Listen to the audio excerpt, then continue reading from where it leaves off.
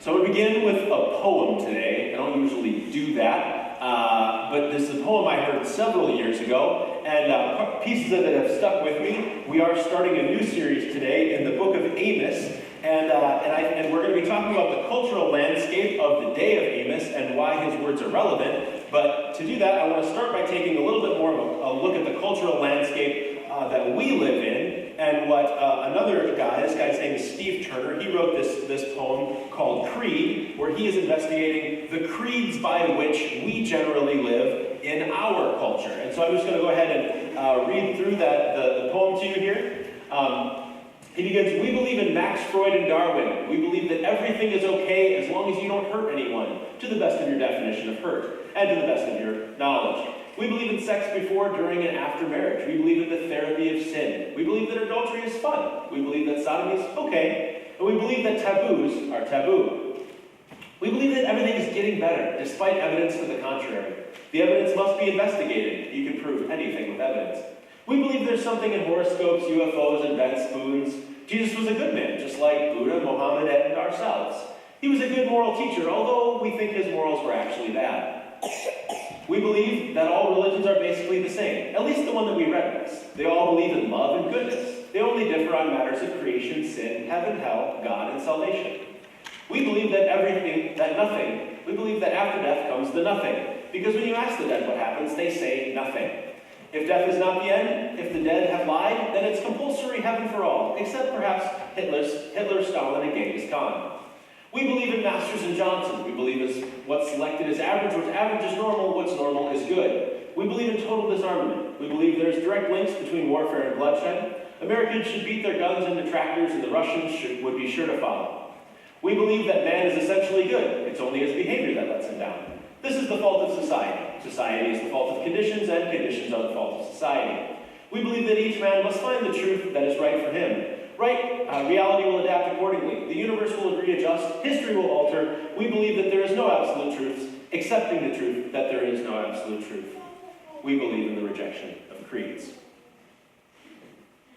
So, like I said, I heard this years ago, but I feel like there's some lines that just kind of stick out to me, and I appreciate these things that we've come to believe because they've been said so much and so often. We hold things to be true that we know are logical fallacies that don't quite add up, but they work. They function for our society because that's what people expect, it's what they want, it's what they need, and it's easier if we just go with that sort of mode of thinking, that mode of thought, right? And so for Steve Turner, he talks about this idea of the rejection of creeds as the new cultural creed.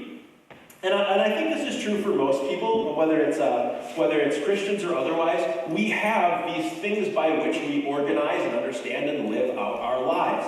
Going back to the early church, we have the Apostles' Creed, which was within the first couple of decades of Christ's life. But even before that, in Paul's letters, he sort of gives reference to what we think are even earlier Christian creeds that happened within the first couple of years after Christ's ascension, okay? So once again, the problem is not with having formulated ideas, but when those ideas are culturally driven and fluid with culture, but not fixed on God's law, but ultimately what's fixed in what I'm going to call today the law of average.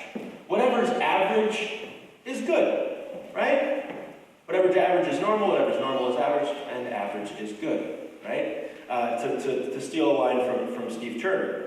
However, if we look at God's word today, I think what we're ultimately going to have to deal with is that each day, every one of us, culturally as Christians or culturally in any other area of our life, we're going to have to ask this question. What is most important today? The law of average, that which we see around us in the cultural landscape, or the law of God? And it's not as easy to figure out as we might think. So, this week, like I said, we're beginning a new book, the book of Amos. Be real honest real quick. How many of you have ever sat down and read the book of Amos? Okay, pretty good. Now who can tell me what the book of Amos is about? Rich! Thanks, Rich. We got one. We got our professor of Bible who can tell us what the book of Amos is about. All right, we got one though. We'll take it. That's pretty good. But that's sort of the point, is that there's a bunch of these books in the Bible where we're all like, Genesis, that's a fun one. Like there's a garden and a snake and a bunch of stuff happens in Egypt, right? We're fun with the story. We like the story ones. We like the New Testament, the stories of Jesus, and we're like kind of skeptical about a couple of books early on that we know we should read, like Numbers and Leviticus and Deuteronomy. People are like, I don't want to. I don't really know what's in there, but I've heard it's boring, so I don't want to read it. But then there's a bunch of books where you're like, I tried reading that once. I don't really know what's going on. It doesn't make sense, and so I don't read it because I don't know what the application is. Our goal today as we go through this book of Amos is to realize that when God spoke through his prophets, Amos is one of the prophets. There's a bunch of books in the Bible called the prophets, right? Meaning when God had a specific message to the nation of Israel or Judah at a given time in history, he brought forth a person to share that message. These people were prophets, the ones who were revealing the word of God to a nation. Amos is one of those prophets. So I just want to open up with we're just going to look at the first verse. There's going to be a lot of history today as we go through this first week, so bear with me. And I have a lot to say, and when I have a lot to say, I have a tendency to talk really fast. I apologize. I'm going to try to slow down today, but I'm also terrible at it. Just heads up. All right, here we go. Verse 1.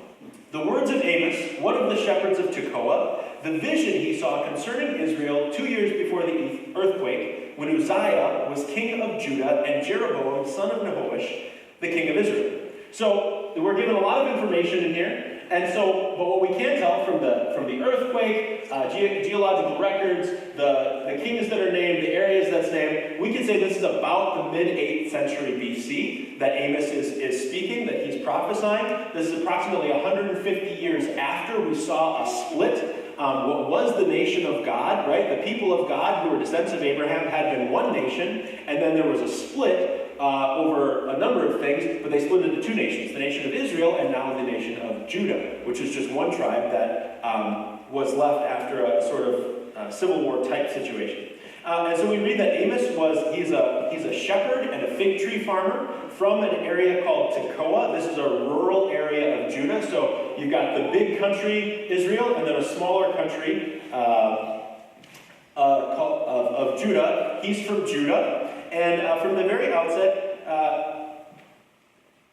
Amos is going to give us one verse that kind of ties it all together, and then he's going to jump into 8 different countries that he's going to prophesy about in the first 2 chapters, and that's what we're going to try to go over today. And what we're going to initially see is that these 8 countries all seem to be very different in history and outlook and all this stuff, and yet, by the time we get to the last country, the 8th country, I hope we start to see that there's a unifying theme between Amos's message, both for the people of the region, and I think for us today too, okay? So we're going to jump right in. We're going to look at the first verse. He says, verse 2. He says, "The Lord roars from Zion and thunders from Jerusalem. The pastures of the shepherds dry up, and the top of Carmel withers." Okay, and so this sets the scene. He's basically saying, these are geographical references. So he's saying, in the nation of Israel, you guys can kind of think of a modern map nation of Israel, the southern region, the southern half is going to be more where Jerusalem is. And he's saying, that's where I'm from. I'm a shepherd. This is more where the pastures are, okay? So the southern region from the south of Israel to, guess what's at the very northern border? A place called Mount Carmel. This is historically relevant for the people of Israel. And he's saying, from the very north of where the people of God live to the very south of where the people of God live, God has a message to say. He's still on his throne. He's still living in the temple in Jerusalem, and he is speaking to everybody in the surrounding region. So listen up, because he's got some stuff to say. So he says, as he jumps into Damascus, he says, "For 3 sins of Damascus, even for 4, I will not relent." Now, I want to do a little bit of housekeeping just so we can, when we're reading through these, it'll make sense. This statement, for 3 transgressions, even for 4, he's going to say this about every country as we go through it. Don't think about it in terms of numbers. This is more of an idiomatically that he's using it. Basically saying, for the many sins of whatever this country is, for the multiplying sins of whatever the country this is, I got something to say. There's something coming, and it's not great, all right? And then he says, this has been headed this way for a long time. There's a history here. Now, Damascus is the capital of Aram, or what we call Syria, and God's punishment is coming because, he says, because she threshed Gilead with sledges having iron teeth. And this is going to sound, once again, what does that mean? That's really weird. You have to remember that Amos is writing to people who knew the history, who knew the landscape, who knew the culture of the time. And so every time he gives an example like this isn't some like weird metaphor so much as it is probably a reference to a very specific historical instance that happened that most people would be able to hear and understand. So when we go back, and a lot of this stuff is found in Kings. The book of Kings is a story or a history book that chronicles all the kings of both Israel and Judah and what happened during their reign. And it covers a lot of the stuff. So Amos is referring to a lot of the stuff that's recorded in the book of Kings. So in 2 Kings 10, we read that there was this king of Syria named Hazael, right? He attacks Israel. He takes a bunch of cities captive. And that we're told that Elisha actually predicted this. In 2 Kings 8, he said to Hazael that when you become king, you are going to set fire to fortified places, you're going to kill the young men with the sword, you're going to dash their little children to the ground and rip open their pregnant women. Okay? As a result, God says he's going to send fire on the house of Hazael. Okay? So this is some pretty brutal stuff, right? So this is not, we're not messing around today. This is God saying there has been some gross injustice that has been done by some of these countries. And I, as a just God, take it very seriously. You can't just do this stuff and get away with it forever. I'm still present, I'm still watching, and some of us don't like to hear about God like that, but it's true. He's just, because as a just judge, he takes injustice seriously. And we'll come back to this concept later. One other note, we're going to see this use of the word fire in pretty much every prophecy as well. When we hear fire, once again, this is sort of idiomatically used for war or for destruction. There's something negative coming, all right? And it's on its way. So God will destroy by warfare, he'll destroy their leadership, and he will send them into exile. So in Damascus, we get this first country, and we learn they care more about opportunity than the people who may get in the way. They said, we're going to do this, people are going to get away, and I'm not just going to beat these people, I'm going to eradicate them so that they don't give me any trouble anymore. Okay, for the sake of time, I'm going to keep moving along. We jump into the second city. This is the city of Gaza. He said, once again, uses the same for the 3 sins of Gaza, even for 4. And he says, I'm coming for you too. Why? Because Gaza took captive whole communities and sold them to Edom. Okay, so what would you know of Gaza? Some of you guys have heard of Gaza in the news still. It's still in modern day Israel, the Gaza Strip, right? This is a region that was traditionally run by called Philistia. It was run by the Philistines, right? So most of us, if we grew up in Sunday school, you're at least familiar with like David and Goliath. Goliath was a giant, guy who wanted to kill all the Israelites. He was a Philistine. They don't have a solid history, right? The Philistines and the Israelites were at war for a long time, but interestingly enough, what God says he's mad at Philistia for is taking captives, communities, and selling them into slavery to Edom. And we're going to talk about Edom in a little bit. And as a result, God will once again send fire. He's going to bring warfare upon the nation, destroy strongholds, and destroy the nobility and leadership. In Gaza, we learn that they care more about wealth than the people they sold. So we're moving right along. He jumps into the next country. This is the city of Tyre. That is in the nation of Phoenicia. Okay, Phoenicia is a country on the northern border, near the sea. And we're told that God's coming for Phoenicia because she sold whole communities of captives to Edom and did that by disregarding a treaty. So not only are they selling slaves, but they also betrayed their word, their honor to another country, and they devalued that other country that way. And so God will send fire, he'll consume their fortresses. And so in Tyre, we see that they cared more about political and economic gain than the people whom they had promised to give peace to. And so up until this point, we've covered 3 countries. All 3 of these countries, once again, we have to be thinking, all right, so you're hearing this prophecy for the first time. Amos is speaking to you. You're thinking, what's God getting at? Okay, what do these countries have in common? So far, they are 3 foreign countries that have no relational or family ties to the nation of Israel. And what do they have in common? They all have in common that they came against God's people. So maybe some of us, or maybe if you're an ancient Israelite, you're feeling pretty good at this point. Saying, what's the message? The message is, mess with God's people, God's going to mess with you. All right? We're the good guys. You're the bad guys. Get your stuff together. Watch out. Otherwise, our dad's coming for you. All right? Because he's bigger and better than your dad. All right? That's the message that you might be able to at least tell yourself. Okay? Okay, there's a little problem. Because if your dad's coming for you, then he probably cares about your nieces and nephews and other stuff too. But this is where Amos he gets a little tricky. Now he jumps into this country called Edom. Anybody know anything about the country of Edom? Huh? Okay, they did go through there. Yeah. Moses and the Israelites did go through there. Yeah, they're not talked about a ton, okay? But what you'll probably recognize is some of the ancestry of the nation of Edom, okay? So, Edom, as we've just read, has been buying captured Israelites from both Philistia and from Tyre, or from Gaza and from Tyre, and as slaves, and abusing them as slaves, all right? So, but we're also told that the reason that God's coming for him, because he delivered up, that's his Tyre. Can I move on to Edom? Oh, sorry. This is me not looking ahead. Thank you. Just easy to underline. Because he pursued his brother with the sword and cast off all pity, and his anger tore perpetually. What's that all about, right?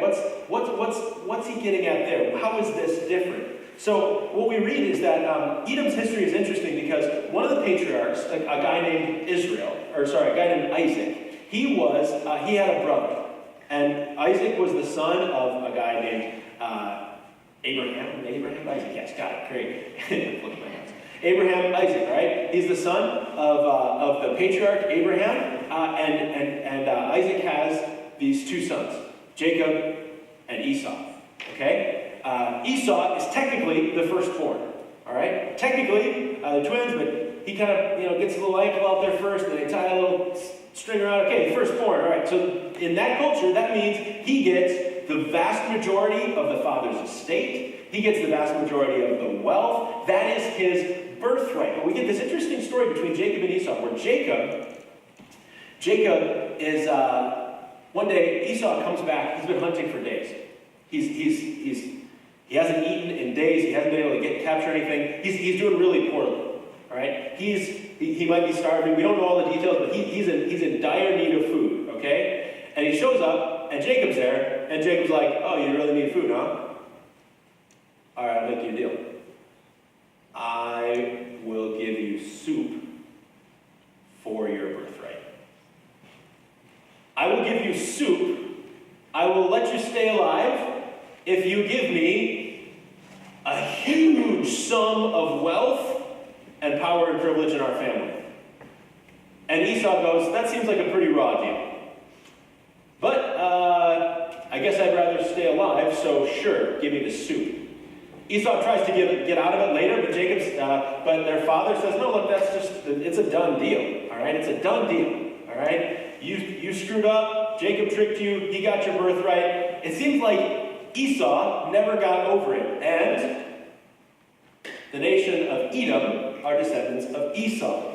It seems like there's this kind of continual warfare between the family of God that we're starting to get a picture of. So God's like, okay, yeah, I'm protecting, maybe it's God's protecting these people, but now he seems to also have something against these close relatives who have something against this interior nation of God. And we could go with that theory, right? Because as Amos moves on, he moves on to two other countries, the countries of Ammon and Moab, okay?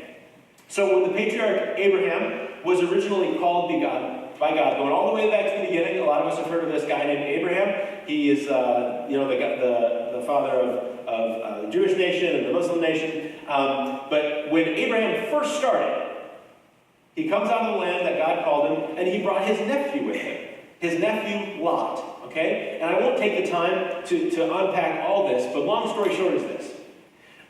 Abraham and Lot kind of divided the land. Lot takes a really nice portion of the land. Some cities grew up around it. Things go really poorly. There's a lot of bad stuff happening down in these cities. Some angels come to the city. People try to really treat these angels very poorly, and God says, look, this place is not good. I'm going to destroy the city. We can talk more about the theological ramifications of that later. But God says that. Abraham says, can I get Lot out?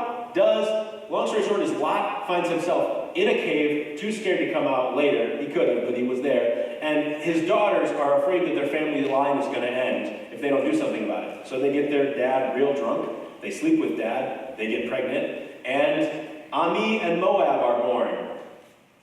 And so are the nations of Ammon and Moab. Okay? That is the genesis of these families. And when we look back at their interactions with the nation of Israel, it's not good. The first time that these families interact as nations is when Israel is making its way into the promised land. They're not looking to attack these other countries, but they say, hey, we need to go through the land to get to the promised land that God has for us. And the Moabites and the Ammonites say, no, you can't come through here. And so what they do is they call this guy named Balaam. He's a soothsayer, a prophet, and they say, hey, Balaam, come and curse these people. And Balaam's like, I can't do that. God's with them, right? And we get this whole weird story where Balaam is trying, he's a prophet of God, he's trying to sort of work around it to help the nation of Moab. And it just gets really messy, and things don't get better than that. The kind of relationship that Israel has with Ammon can be sort of summed up. There's this story in 1 Samuel 11 where this leader, one of the Ammonites, so the Ammonites are kind of in modern day Jordan, right? And then you kind of come up against Israel here. And so they like to come over into this region, just on the other side of where modern day Jordan is, where Israel still controlled territory. There's this area called Gilead here, all right? The Ammonites would attack into this region. And they would, at one point, they're feeling really good about themselves. One of the Ammonite leaders rolls in on his horse, and he shows up at Gilead and says, hey, look, we all know that we could just roll you right now. We're bigger, badder, faster, stronger. You're going to die. All right? And they're like, yeah, you're probably right.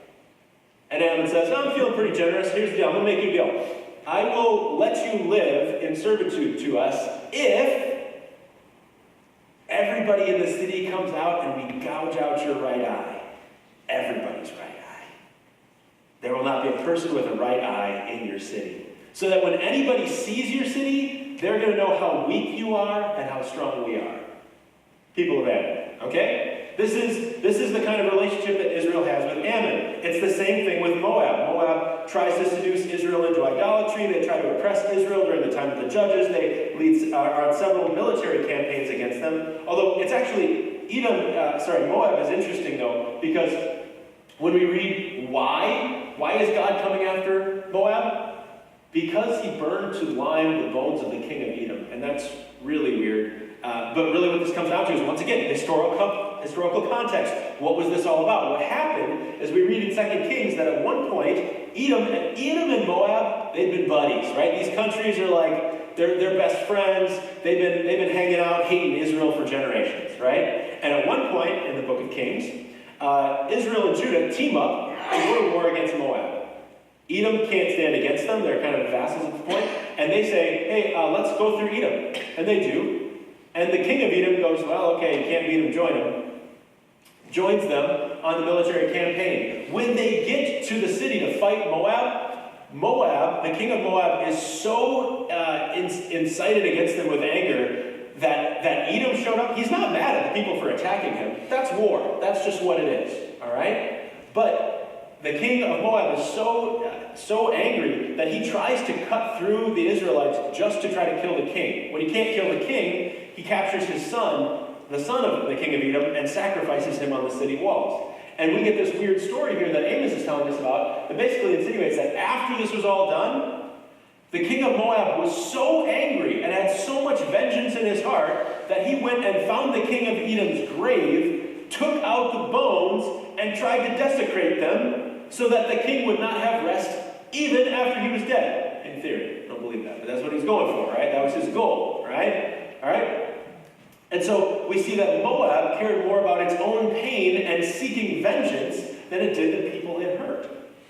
Okay, so now we've gone through 6 nations. All right, so first 3, foreigners. All right, second 3, though, we've got this connection to the family of God. What does that mean? Maybe God just doesn't have a good relationship with all these other parts of the family, not good at extended families,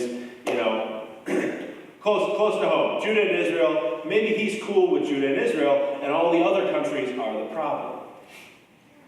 But then Amos just doesn't let it rest. He goes on and he says, What about Judah?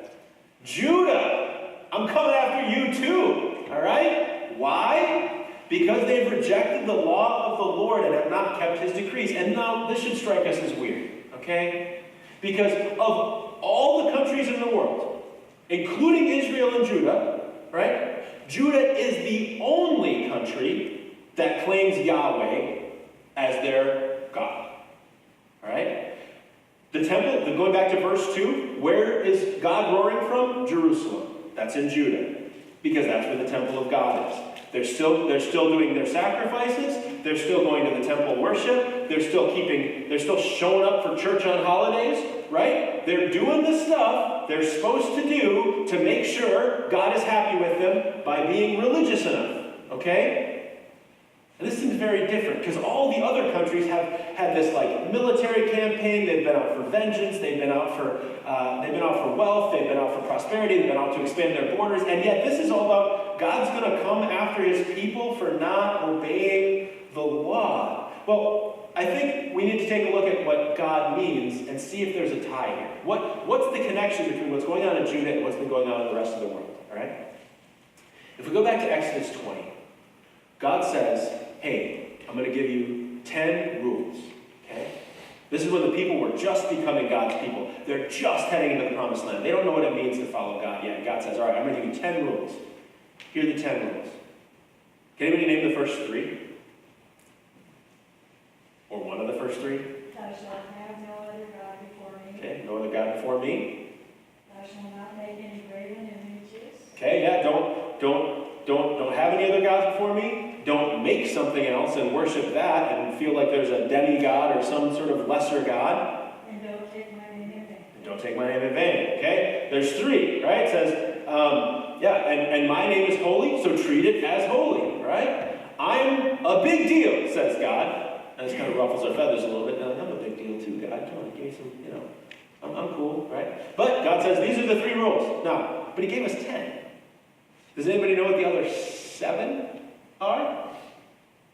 Yeah, but you don't need to say, and you want somebody else to say. Honor your father and mother, that's one. Okay, don't murder. Remember the Sabbath, yeah, rest. And make sure your family and neighbors rest too, yeah. Don't steal. Don't covet. Don't be jealous and sit around thinking about how much stuff your neighbor has and how much you wish you had it. Okay? Don't commit adultery, which is don't sleep with somebody who's not your wife or mess around with them. That's for a marriage relationship. Do we say don't lie? Don't lie. No. Don't bear false witness. All right, that's the last one. I think so. Did you get honor your father? We did. Yeah, Bernice got that one. So we got 10 rules, all right? We got 10 rules. It's interesting, though, that 7 of them, 70% of the rules that God gives us about how you love God actually aren't about anything you do with God. They're all about how you relate to the person next to you, in the pew, on the bus, in the cubicle. Your friends, your kids' friends, right? The people you choose to be with and the people you don't choose to be with and have to. The law is related to this. And God says, and he doesn't give us a lot of insight into exactly how they broke the law. He does say that you had other gods, and we could look at that, and there were other gods being worshipped, but what we're saying is God, they have broken the whole of the law. They're worshiping other gods, but there's this other problem going on. And I think where this really gets clarified is when we get to the last target, when we get to the last country. I think is there some pictures, slides you have here at the end there? I'd like to pull those up if we can. All right. So once again, review. Southern kingdom, this is just a little picture, this would be, whatever, Amos in the south goes north, talking to Jeroboam II, who's the king at the time in the north, all right? There should be one more slide after that picture. Now, at this point, we've gone through 7 other countries. And if we were to put this on the map, and we were to create lines around it like there, guess who's at the very center of this map? Israel. All right? It's as if Amos has all prophecies that God's been sending, but it's as if he's been narrowing down, narrowing down, narrowing down. And who does he narrow down on? Who does God have the most to say to? Israel. The people who had been born into God's family, who had claimed God for themselves, the vast majority of these 10 tribes of the nations of Israel who had formed the nation originally, of the original called tribes, still remain in the nation of Israel, and God has something to say to them too. So what's the common thread between all these countries? Well, even though God says he's coming for Israel, I think it's important that once again we take a step back and give some history here again. We got this guy, can you go back to that other picture real quick? Yeah, that picture, sorry. You got this guy named Jeroboam II, okay? Jeroboam II is the current leader in northern Israel. But there was another guy named Jeroboam who came first. Jeroboam the first was the first king of Israel, and in 2 Kings we read about him too. It says, Jeroboam, after he had just established the nation of Israel, apart from Judah, we read this. Jeroboam thought to himself, the kingdom will now likely revert to the house of David, that is, the old kingdom. If these people go and offer sacrifices at the temple of the Lord in Jerusalem, they will give up their allegiance to the Lord. They won't give up their allegiance to the Lord, Rehoboam, king of Judah. They will kill me and return to Rehoboam. So after seeking advice, this king, Jeroboam I, made 2 golden calves. He said to the people, it's too much for you to go up and worship in Jerusalem. Here are your gods, Israel, who brought you out of Egypt. He set one up in Bethel, and he set one up in Dan. And what we see is that what Jeroboam I does, is he creates this new norm for society. He says, look, this old narrative of hierarchy and this old religious practice, that's not going to work for us. We are something different. We are something better. We're going to create our own way. And he starts doing it. He starts creating a new cultural narrative to live by. He creates lore. He establishes priests. He builds temples. He creates gods. And by the time we reach to Jeroboam II, this guy you see sitting in the throne up there, 150 years later, this is actually the legacy of his reign. And I want you to hear the kind of life he lived, how God treated it, and how God responded to his people, because I think this gives us insight into what Amos is pointing at today. Jeroboam II, he reigned 41 years, pretty long time. He did evil in the eyes of the Lord and did not turn away from the sins of Jeroboam, son of Nebat, Jeroboam I, which he had caused Israel to commit. He was the one who restored the boundaries of Israel from Lebo Hamath to the Dead Sea, in accordance with the word of the Lord, by Jonah, son of Amittai, the prophet from Gath-Hepher. The Lord had seen how bitterly everyone in Israel, whether slave or free, was suffering there. There was no one there to help them. And since the Lord had said he would not blot out the name of Israel from under heaven, he saved them through the hand of Jeroboam. So, they were living in rebellion against God. We've got this history of building temples, having foreign worship. They were suffering, and God still delivered them. So we can't say that this punishment, this divine judgment, this thing that God's been talking about, where he's coming after all these nations, we can't say it's just about them living poorly, right? That can't be the goal, because God's already shown himself to be somebody who steps into people's suffering, who's willing to address their suffering, even in spite of their rejection of him. That God cares about these people. But then we go on, and now we get Amos's actual prophecy against the nation of Israel. And what is still going on? What's their issue, and why would God bring punishment upon them? We read that they sell the innocent for silver and the needy for a pair of sandals. They trample on the heads of the poor as on the dust of the ground, and they deny justice to the oppressed. What's he getting at? He's saying, look, this is your justice system right now. You are living in a way where your judges, your authorities, would rather have a little bit of extra luxury than justice for the people who need it. You don't feel like you need an advocate because you have all the power and authority you think you need right now. You're doing quite well and you're satisfied in that, but you're not being an advocate for the people that need you. All right? So there's this corrupt justice system. He said, Father and son used the same girl to profane my holy name. Now, this could be a reference to some sort of sexual temple worship, but I think more likely, culturally, what we've seen is this movement away from anything that was part of Judah, right? Anything that was part of the Mosaic law that said, no, live this way. And they say, no, look, we can do what we want, right? If a dad and a son want to share the same girl, who are we to say that, right? Sex is sex. It's just a thing. It's fine. We're all just living. We're just trying to be progressive. This is what we need. It's fine and it's okay and it's good. All the time, not taking that girl seriously as a person in need of love and relationship, but choosing that girl as an object through which they can receive their own personal gratification. In verse 8, we're told that they lie down beside every altar on garments taken in pledge in the house of their God, and they drink the wine taken as fines. And this is interesting too, because what this is about is that when somebody had been brought so low with the debts they had, all right? Someone was in a bad place financially. One of the last possessions they'd have would be an outer garment that they'd wear, a larger piece of cloth that they'd wear. It would be a covering by day, and at night it would function as a blanket for them. What he's saying is your economic system has moved to a place where you will take the very core amenities a person needs to survive, and you will lay them out as trophies. You will go lay all the people's cloaks who owe you money out, and you'll lay on them like your weight on so many people that are under your authority, right?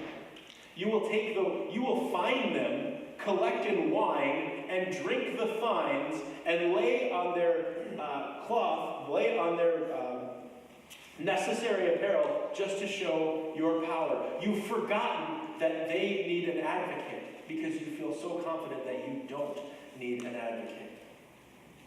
And so now we get to the end. We've gone through all 8 countries, all right? In Damascus, they cared more about opportunity than the people who got in the way. In Gaza, they cared more about wealth than the people they sold. In Tyre, they cared more about political and economic gain than the people to whom they had promised peace. Edom cared more about power than the people over whom they exercised it. Ammon cared more about expanding its borders than the people who lived there. Moab cared more about its own pain and seeking vengeance than the people it hurt. And Judah, its new average, cared far more about adhering to religious norms than it did actually living out the heart of what they were trying to teach. And Israel, if you could say that Judah was being sort of the religious, conservative, normative folks, Israel was being the more progressive, liberal, normative folks, right? Saying that our cultural norm values independence, being prosperous, successful, affluent, and adhering to just whatever is good for you, good for me, good for us. And so, as we get to the end here, I think what Amos is asking us to consider today is, what is your law of average? And here's the hard part, because most of us don't see it. We won't see it. I won't see it all, you won't see it all. But we should ask the question. In our church, what are we living by that totally undermines the heart of God? I know we say we should give to the poor and needy. Are we? I'm not trying to answer these questions. I'm asking a question. They say we should be inviting people into the family of God. Maybe we should be serving those who are less than. Are we? And sometimes things get in the way. Guys, our cultural norms teach us things about what we can expect from the world. And I think money's a great one. Money's a great one.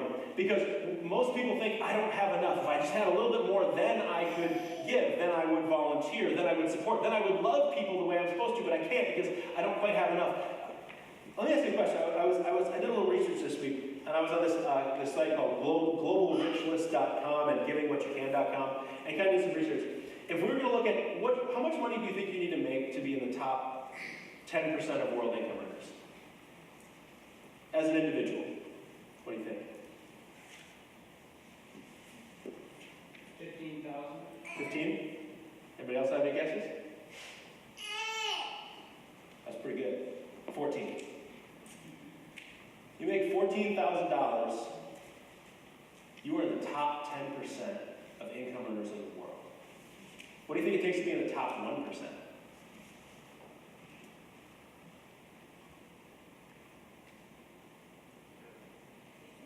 $50? No, 100. 100?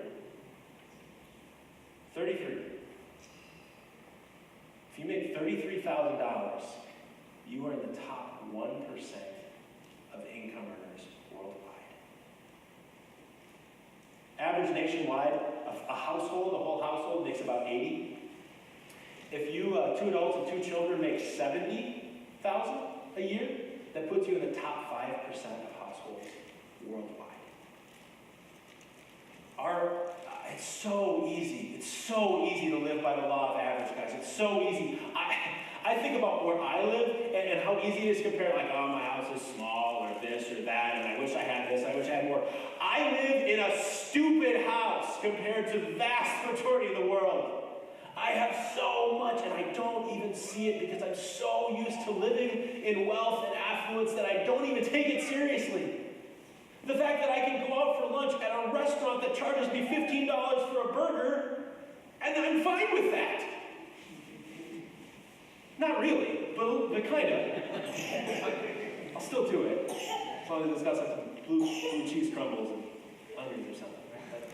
That's what I want, but that's my expectation because I'm used to living by the law of average, guys. We do this all the time. What are your habits like when no one's around? What's your normal? Do you change personalities between one people group and another people group? People at school, people at work, people at church. Are you the same person the whole time? Are you okay? What are you okay with in Scripture? And what are things that you try to work around in Scripture? We're like, I don't really think Scripture says this because of this and because of this and because of this and because of this. I'm going to give you 18 excuses why Scripture doesn't say what it says.